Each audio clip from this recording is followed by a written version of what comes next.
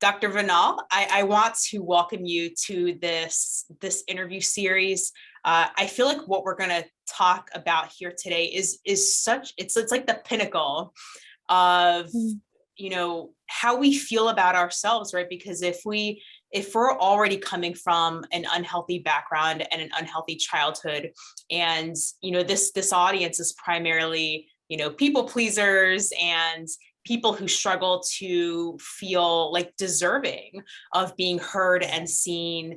And, me, myself, as a recovering people pleaser, anxiety gets in the way of us, really being able to be our authentic self. And with the topics that I saw you talk about, it was just like, boom, like we need to bring this to the surface. We really do need to talk about this more. So Dr. Vinall, can you tell us more about yourself, what you do, and what motivates you to put out the work that you do? Sure. Um, yeah, so I'm a doctor of psychology and licensed marriage and family therapist, and I specialize in treating people who have suffered trauma in whatever shape that takes in their life. My most recently published book is Gaslighting, a step-by-step recovery guide to heal from emotional abuse and build healthy relationships. And my current project that I just finished the writing on and will be coming out in March is a trauma treatment workbook for adolescents. So that kind of gives you a bit of an idea. But in the traumas I work with are kind of a whole range of anything that might cause PTSD or depression, anxiety. This work specifically, the gaslighting, um, yeah, I mean, it focuses on recognizing if you have been experiencing gaslighting in a relationship, whether that's intimate partner relationship or a parent relationship or even workplace, friends, religious institution, anything like that. So there's a few chapters on that, and then it goes into steps really to heal and overcome the effects of those relationships. Mm-hmm. Did I answer your questions? Yeah, I really want to dive into this topic of emotional abuse. I think it's obvious to the court systems, right? Or to any spectator that, like, if somebody's physically hurt, right, that's obviously abuse. But I think what's going on under the radar, what flies under the radar for a lot of people is emotional abuse. Dr. Vinall, So damaging. yeah, can you talk to us a little bit more about like what exactly is emotional abuse? And like I know you talk about gaslighting, and there's a lot of these sort of strategies and techniques that are going on out there, but how does someone know if they're like experiencing emotional abuse? Emotional abuse can take many forms. So that might be belittling, somebody who's cursing at you, putting you down constantly, comparing you with others, um, anything that's really attacking your sense of self. Mm-hmm. And as far as gaslighting goes, it's a form of emotional abuse, a particularly insidious form where the person is trying to undermine your confidence in your own senses, your own memories, your own sanity, really, which puts that person in a place of control because, Yeah. yeah, the dominance. Um, Emotional abuse can be about that dominance. It can also be out of a place of where a person is not regulated, they're not self-controlled, maybe haven't worked through their own wounds and they're lashing out. But either way, the effects can be very much the same in that it attacks your sense of self and your confidence, your sense of worthiness in the world. Mm-hmm. Yeah. I'm curious, like, can you talk a little bit about um like where does this come from? Like who's susceptible to this kind of abuse? I know for me it was a matter of just like having this awareness around it was going on, but like who's really susceptible to this, and maybe they don't even know that they're experiencing it. Sure. Well, when we look at adult relationships, somebody who's more likely to get into a relationship with an abusive person, emotional abusive person, or even to stay in a workplace environment that has those kinds of dynamics is going to be more likely somebody who has experienced it growing up Mm-hmm. because of that eroding of your self-confidence, of your sense of worth. And we tend to seek out relationships that fill a void in us. Maybe we're looking for a sense of validation. Um, and, uh, and we might stay longer in something that's unhealthy because we don't know really what healthy looks like. We haven't really experienced it. And so this feels ironically, it can feel safe to be in an unhealthy relationship because what is known is somehow is psychologically safer. So you kind of know the rules of operation in in an unhealthy relationship if you grew up in that. If you learned how to handle the volatile person, and so it's a known quantity.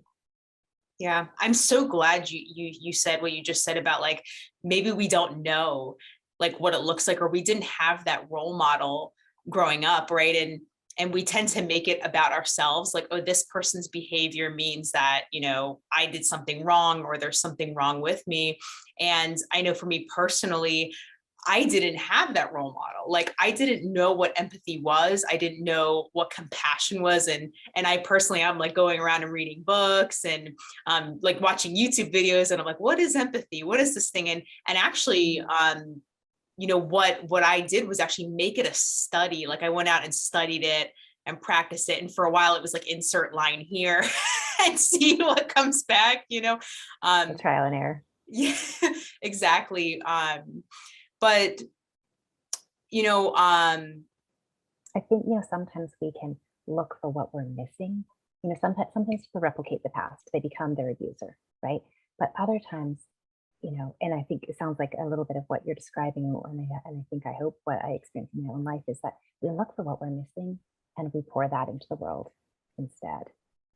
Yeah.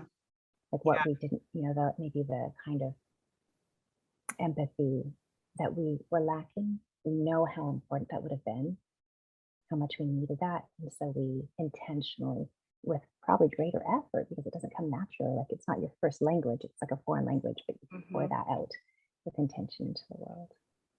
Yeah, I mean, what can people start to do if maybe they are in that place where they're kind of, they feel stuck, like they feel unsafe to like leave a relationship, like is there like a on and off switch, like now it's time to go, like how do you know when it's like time to go? Because I know with my clients as a hypnotist, a lot of them are coming in with like confusion about who they are and what they like and what they dislike, because they've been told their whole lives what they like and dislike and what they should think and how they should be. Like what's like, when is it time? Like, how do you know? And I'm sure it's different for everybody, but what would you recommend to this audience who perhaps is like, obviously part of the problem themselves and they need to work on themselves, but like, when is that time to go? That's a great question. One of the things to really look for is in a relationship, is the other person working on changing? Are there any signs of change? Now, doesn't mean promises of change because words are cheap, but are you seeing, for example, is the person, if they're using substances, are they going to AA or NA or something like that? Or should they start going to therapy? Are they, has there been a behavioral change? Not just, I'll do it eventually.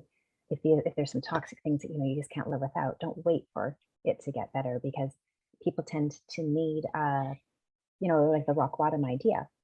And if nothing changes, if you're making their life easy just by staying, there's no reason to expect it just because you're a good-hearted person who sees the best in others and hopes for the best and knows the potential. If there's no instigation of change, it won't happen. So that's one thing to be careful of. Is other things to look out for are, like you said, no relationship is perfect. There's often things that both can work on, but there should be some hard lines where you say, this is not a way that I will be treated because I am a person of value. I won't put up with abuse. I won't put up with intimidation. Somebody is making threats, that's the psychological abuse. If they're throwing things at you, even if they never lay a hand on you, but those kinds of intimidation tactics are being used, that's a no-go. And because also, and we're kind of veering into talking a little bit about, and then not all relationships are to this extreme, but into domestic violence territory, because when you get into that controlling aspect of things, they escalate.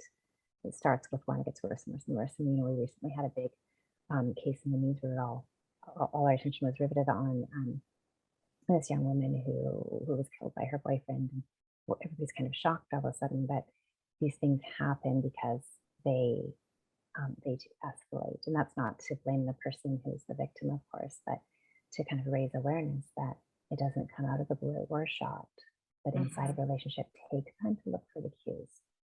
Does this person respect you? Everybody's going to be a jerk sometimes, but is there a fundamental sense of respect and reciprocity? Those are things that can make a relationship really work. Yeah, like, how do you know, like, if someone's being malicious about it, or if it's just like coming off like a oops, because that's a question that I often hear is like, well, do these people know that they're doing Right. this? Well, if you never see remorse, it's a good sign that, um, that that if you see remorse and apology and taking responsibility, then yeah, there's probably some awareness and there's hope for change, But the person who's never going to apologize, they're just going to blame you. Like, you made me mad, you made me do this way, act this way. That's a big red flag. Hmm. Yeah. And I know you talk about, this type of person that we call a narcissist. Mhm. And, one thing I've noticed in society today is everybody's a narcissist. Like, this person Yeah, made me mad, little so they're, buzzwords, right?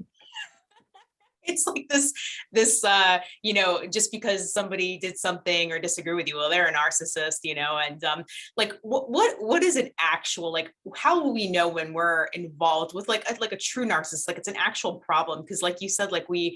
we're all our own person, we all have our own opinions, and sometimes we trigger each other. Doesn't mean Mhm. we're like a malignant narcissist, right? So Right. how do you know when you're like, what are the red flags to look for with this type of person? So a true narcissist, where it's a personality issue, somebody who's, they're insecure, self-absorbed, self-promoting individual that sees other people not as other sovereign human beings, but as obstacles to step on to climb to the top. So everything is hierarchical, and you're not fully human. Only their rights matter, or their desires matter. That's when you're really looking at something pathological, not a moment of selfishness, because we're always balancing our own needs with other people. So we might maybe even have moments of narcissism, but it's not truly a narcissistic individual. Hmm. Yeah. So what I'm hearing is, and for those of you listening, I learned about this concept called the covert and the overt Mhm. narcissist, but also, what I'm hearing is like, we all have tendencies, right, to be selfish, and that's the way we're wired, right? We wouldn't be alive. Yeah, we self-protection, right? It's an essential element of humanity to have some. So yeah. Exactly. Like, I mean, so I hear a lot of my clients, and I hear a lot of people beating themselves up because, like, oh my gosh, like, well, this must be selfish, or I must be, like they're people make themselves wrong for being selfish. And can you hear what Dr. Vinall is saying is like, if you're being undermined, if you're, if what's happening to you is malicious, this gaslighting, then if you aren't protecting yourself, then who else is going to do that for you? Mhm. you know Yeah, a real narcissist has a fundamental lack of empathy. I think that's the most defining characteristic. So if you're sitting there wrestling with your hypnotist saying, I I don't know if I was being narcissistic, you're not, because you care. A narcissist will never stop and have self-reflection like that. uh, But it's really important to recognize that self-love is not selfishness, and it's definitely not narcissism. We mhm, have to be able to love and accept ourselves in order to, first of all, to be healthy, and in order to love others well in the world. So it's like filling your own cup, and then from the overflow you can pour out into the world. And that's not selfishness. It's not wrong. It's not narcissistic. yeah. And what I heard you talk about earlier is basically what we're doing here is we're setting boundaries. And Mhm. I know when I was like deep in this deep in this place of attracting really unhealthy relationships, and I'm sure a lot of viewers can resonate. It's like, I didn't even know what this word boundaries was. Like, I had Mm. never heard this word before. And I would imagine maybe some of your patients probably heard the same way, like this thing called boundaries. Can And you is it okay to have them, or is that selfishness? Exactly. I know, Mhm. as a recovering people pleaser, and as those of you who also here maybe struggle with anxiety around, like, maybe you feel like you're walking on eggshells, and if you kind of, if you say like, oh, would you mind not treating me this way, would you mind, and there's this fear of like losing the connection, or something blowing up. um can you talk briefly about like why it's important to set boundaries, even to those people who may be afraid to, or maybe feel like Mm. they don't have permission Yeah. to protect themselves? A good place to start would be to look at why that feels so forbidden to have boundaries. Is there a fear that you're not allowed to take up space? And if so, where does that come from? What formative experiences taught you that you're not allowed to say no, you're not allowed to take up space, you're not allowed to have needs and wants and desires, because that's not true. You know, I think sometimes it's easier to look at others and be objective and say, like, every human being is intrinsically valuable and worthy, but then we don't apply that to ourselves. Yeah. And so, if we're not worthy and we're not valuable, then how can our rights or wants take up space legitimately? Mhm. So we have to start with what's holding us back from it, and then give ourselves permission to set boundaries. So first, understanding too, what is a boundary, right? It's not just a way of pushing people out. It's not just about shutting yourself out from the world, but it's a way to protect your own physical and psychological, emotional space and Mhm. energy, so that you can be healthy and you have available what you want to give. Yeah. And for those of you listening, like I heard some really like key words in there. It's like giving yourself permission. Mhm. Yeah, you You know, don't I need to get it from somebody else. exactly. It's like the analogy I think of is like there's a lot of us waiting out there for that pat on the back from someone else, or for sort of that doggy treat from someone else, or that ego boost. And there's a lot of anxiety because it's like we don't know when we're going to get it, so we're relying on like, oh my gosh, I'm trying out there, I'm trying to like control other people, and I'm trying to control my environment, and I'm trying to force people to see me and force people to hear me and to respect me.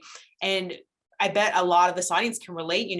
Maybe you try these strategies like raising your voice, or maybe you demand to get your needs met, or you're waving your arms in your partner's face, or it could even be within the family, right? Oftentimes, when these tendencies are passed down, and then we're attracting that, like you said earlier, it comes typically from within the family system, Mhm. right? Yeah, some roots to it. Yeah. Yeah. Yeah. So Dr. Vinall, what message do you have for maybe someone who, who's like, okay, so I get to have permission to protect myself. Well, all the evidence in my life is backing up the fact that I don't get to do that. Like every time I do Mhm. try to protect myself, I get the same response over and over again. And therefore, Get pushed back that's down. what's that? Sorry. You get pushed back down when you try to set Yeah. boundaries. Mm. Exactly. Yeah. What can you talk about, like what's happening there, and why maybe these people aren't getting the validation that they really want deep down? Sure. A couple of things come to mind. First of all, the idea of like, who are you surrounding yourself with? Again, knowing that your family of origin might not be something that you've chosen, um, but then they can be a big influence in your life. And again, like I said, when we replicate those patterns, then it could be that the majority of people in our lives are people who aren't treating us with respect and love and giving us the space that we need. But that doesn't change the fact that you have that right, Hmm. to set those boundaries. A second thought I had, about why is that maybe not happening, is really understanding how to set a boundary. That a boundary is not just a word, but it's also an actionable boundary. So you would say, for example, maybe you've got an intrusive mom who always wants to comment on your weight or something like that, and you're just not, like most people, not okay with that. Excuse me. And so a boundary might be that I'm not going to have conversations with your mom about my weight, but it becomes enforceable when you say, if you continue to talk about this, I'm going to end the phone call and we can try again another day, or I'm going to go home and, I look forward to seeing you next time. And then the third part is you back it up, you do that thing. She's like, okay, but just one more thing. I just really think if you would try the Atkins, okay, mom, I gotta go. Love you. Bye. And hang up the phone. So when you start to live out your boundaries in really firm, actionable ways, while you might feel horrible and nervous and anxious and all the things, over time, as you do it more and more, you'll gain confidence in that. And while others might push back at first, they might push back the hardest. Over time, they're likely to see that you mean business. And if they want that relationship with you, they're going to have to go with the boundaries that you're putting in place. Yeah. So it'll Oh, get easier with time. beautifully said. Oh my gosh. I'm so glad you brought this up, like this, like letting it kind of change over time, like giving it time to change. Cause I know, a lot of clients I work with too, they'll come in and say, well, I did that thing. I did this strategy, right? Like I put in that script and like, I just got the same feedback. And what's important to remember, right? It takes time for people to adjust, right? So if you've been like running through your old patterns all this time, and then it's that other person is probably going to be anticipating, right, that you're going to come in and with your defenses up, right? And if you both have your defenses up, then most likely, this is going to happen. So, but, Dr. Vinall, I just want to like highlight what you just said. It's like, okay, well, maybe you didn't get what you were looking for, what you wanted that first time that you set that boundary, but by backing it up and following through with action, like it can't just be what you say. For those of you watching, this isn't just talk, right? Talk, that's like just a request. talk is cheap. Like there's a reason this phrase is out there. It's not because it's just something that we say. Like there's actual truth to it. If you don't take yourself seriously, nobody else will. And so it all starts with you. Yeah. Right? You have to really be confident that the boundary that you want to set is good and right. And reminding yourself you have permission to set it. You have permission to carve out for yourself the spaces that will keep you healthy in life. And So I guess when you get that pushback, you can stand firm. Exactly. Yeah. And you might get that pushback. Systems Right. don't like change, including family systems, work systems. Yeah. So expect pushback. That's what I like to tell my clients, like expect that that's going to happen, or they may be shocked. They may not have any idea that it's been having this effect on you. Right. So, but it doesn't mean that, things can't change. And I know, for a lot of the audience here, especially maybe struggle with anxiety when it comes to terms with that.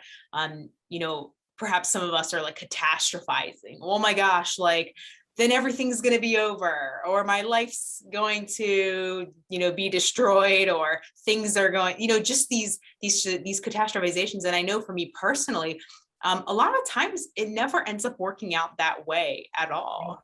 Yeah, we put so much energy into the what ifs that is wasted energy because it doesn't happen. Yeah. So it can be helpful to say, okay, maybe I can't quite let go of this fear, and it is a fear, but I'm going to also make space for this alternate reality. What if it goes well, or what if it goes neutrally? What if things turn out the way I want them to? So then at least you're holding both and not just clinging to the what if they never talk to me again, or I lose my job. Yeah. What if? I love that. Like that opening question. That really is the opening question. And that's the question that allows in new possibilities. And I know I found for myself personally, especially if it's like a friend that I've been with for a long time, or if it's a family member, I have found that even though they may not be able to give me that empathy or give me that compassion, they also don't want to lose the connection as well. If it's not malicious, right? If they don't know they're doing it and they don't know how to fix it, it may change the relationship. In fact, I would think it would change the relationship and hopefully for the better. But what I'm hearing here is like you're kind of changing your priorities around. Like you're shifting your priority maybe from holding this relationship or holding on to this relationship as it is to to maybe your own safety or your own self-esteem or truth. It could be just like a new commitment to truth, whatever success looks like for you, right? But what I'm hearing is like, okay, I have to make a decision. A different decision to choose me. Yeah. To say, yep. My needs matter. Yeah. You get to choose yourself now, right? Instead of the other person or the, or just the relationship. One of my favorite quotes that I heard was, it's not about you and it's not about the other person, but it's about the system as a whole. It's about how the system works together. So, it doesn't have to be all or nothing, black and white. It's not like, it's not a one lane thing, but we get to do what's best for the system as a whole. And, I think the question becomes, do you want to be happy? Do you want to feel like significant in your life? Do you want to feel important? And that is really, I think this is the question that is going to help guide you on what to do next. And I know, Dr. Vinall, as we're wrapping up here, you have something called a decision tree for those people who maybe are in a romantic partnership, or maybe it's just a family or friend relationship, and they're kind of like, well, I keep trying this thing over and over again. I keep asking for this and asking for that, and I keep getting the same feedback, and I'm getting dismissed or disregarded or gaslit. Can you talk to us more about this decision tree and how to help people who may be like, I don't know what to do in Sure. this relationship? Yeah, I put that together for my book because, a topic like this can be reaching so many different scenarios. So you could have somebody who's in a really volatile, dangerous relationship, and somebody else who's got an intrusive mother-in-law that is causing them a lot of psychological stress, but there's no physical danger. And so you're not going to necessarily have the same approaches to such divergent scenarios. Um, and so, yeah, this decision tree kind of goes through questions of safety. Have you tried boundaries? Did they work? Are there children's needs that have to be involved? Are there pets if you're living with somebody and there's things to negotiate? So it kind of trickles through all these different places and gives a little bit of guidance as to what to do to make some changes when you're with a toxic person in your relationship. And Yeah. so that's available on my website if anybody wants to just download that. It's there for free at tamarcounseling.com. And we'll put the link below this video. So if you're in this place, and I think a lot of us are, it's like, should I walk away, or do I just blow up and clean up my stuff and get the heck out, or do I stay and continue on this hamster wheel of just begging to get my needs met and demanding? And the link is going to be below this video. So if you're in this place, like, go get this. Like, this is going to only be available here for a limited time. So go get this link. And I know for those of you who are watching, who are maybe just kind of learning about this and learning about gaslighting and these sort of manipulative tactics. And again, it may not be malicious, but you still want to know, right, whether it's something that's happening in your experience, right? So you don't end up dismissing and disregarding yourself. I know you have an assessment tool out there to help us find out whether we're experiencing this thing called gaslighting. Can you tell us more about that? And again, the link will be below this video, so go get that as well. Yeah, it's another free resource you can just download from my website. Gaslighting is more and more, even in the last year since the book came out, is just thrown around in such popular vernacular that it's watering down its meaning to almost meaninglessness. It's becoming kind of an accusation, like, you're gaslighting me because you disagree with somebody, and like, that's not really what we're talking about here.